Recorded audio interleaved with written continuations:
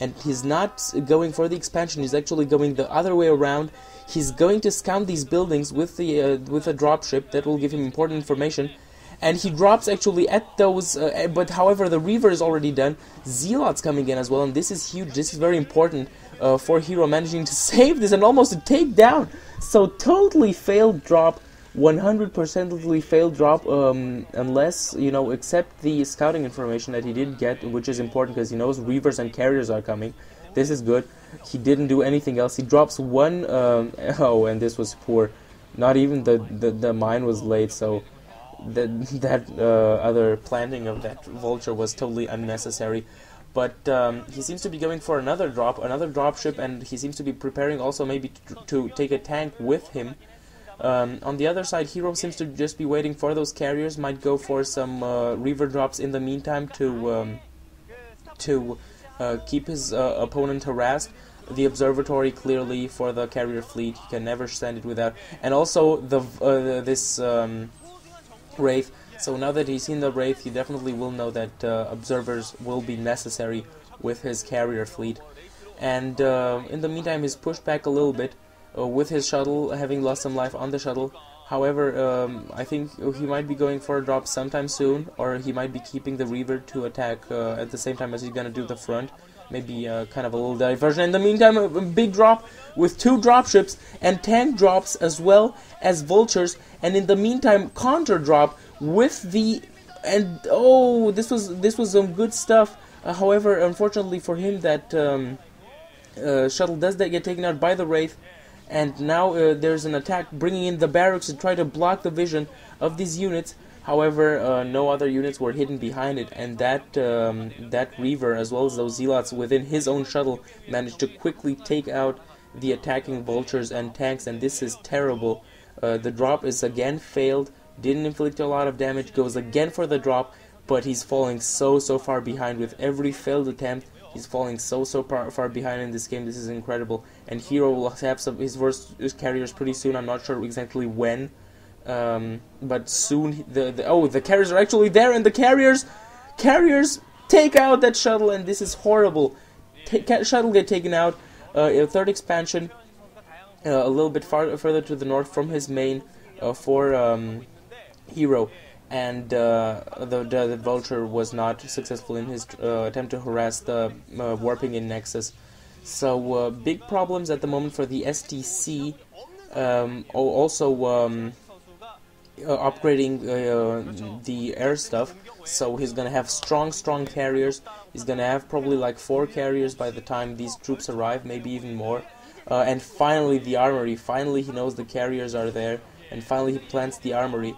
And now attacking with the combined forces of the Reaver and of the carriers, and manages to cripple a lot of these supply depots. And this is huge because the supply depots are worth a lot. Supply depots also almost with no life, and this is terrible because if the supply depots get taken down, this is such a big investment. These are 600 minerals that were invested there, and this is bad.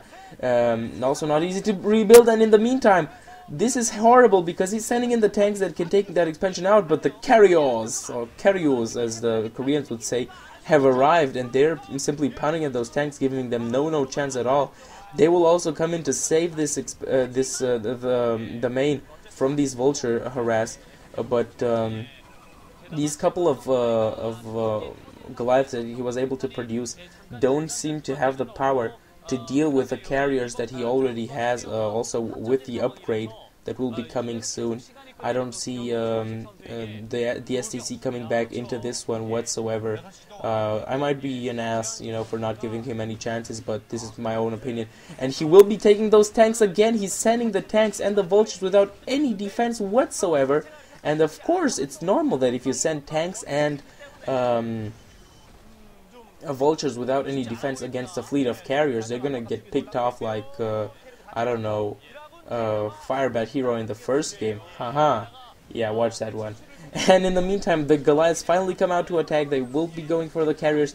However, if the tanks get taken out, the ground army of the Protoss will actually be more efficient, because the Goliaths are actually concentrating on the interceptors and not firing towards the incoming Dragoons, and so the Goliaths will be taken out as well.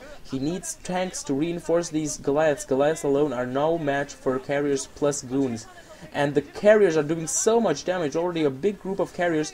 I think he's gonna lose one in a sec because it had so little life. I think he maybe already have lost it, but I don't think he really cares, because he's pounding at this, and he doesn't even have to go for the main. He can simply retreat a little bit and go for the expansion, and this is pretty much game over. GG for the Terran player in this one. And also bringing in, like 10 goons, 9 goons I believe, and this is it. This is it. The carriers are simply pounding at all these units. Goliaths trying to come back down the ramp to make a final stand, but once those other Goliaths will come in, there will be no tomorrow for those Goliaths. They will be obliterated immediately. Coming from the other side with the carriers, might lose another carrier pretty soon as well, but I don't think he really cares, because he has enough, and he also has enough Dragoons. Even more importantly, does take out I think 2 carriers in the same time, but who cares? GG's as well. GG from the STC, and well-earned victory from Hero. And Hero will be, quite surprisingly I believe, be moving on to the MSL from his group as the first one. And what is even more interesting is that now we have in the final match a rematch actually of set 1 against Firebat Hero. And so I don't know. I don't really give the SDC a lot of chances. He did went for that cheese strategy in the first one. I don't really think that he has the balls really to go with something like that in the final one as well, especially since Firebat Hero might be expecting something like this. I really don't see the SDC winning. However, who knows? Surprises are always there to happen in StarCraft. And I think it would actually be funny if Firebat Hero would not qualify. I'd like to see that. I'd probably actually do a dance if he doesn't qualify. Yeah, I'm gonna do a dance if he doesn't qualify. So go watch that commentary. It's gonna come up in a second. Go to sc2gg.com. Oh yeah, and I almost forgot to go to the SC101 project, because we're teaching. People are teaching noobs how to play StarCraft. I've signed in as well because I totally suck at StarCraft. You know, I'm terrible. I'm a horrible toss, a disgrace for ire. But hopefully this will change soon. And what is more important, of course, people wanting to learn StarCraft are always welcome. And as long as people are there to teach them, they will be taught. However, this is the problem. At the moment, we quite lack this balance of teachers and trainees. So if you're good at StarCraft, if you want to have an impact on certain people, to be able to say, look, I taught him something, I actually made him get better, you know, if you have this desire to sacrifice some time and something of your knowledge to help others get better, they will definitely be very, very thankful for that, and you're gonna get a cookie as well. So those are 2 great reasons to join the SC101 project. Go check out their commentators as well. This was all from me, Blade of Ire, coming soon with the final match of Group J of the MSL Survivor, guys. Bye-bye.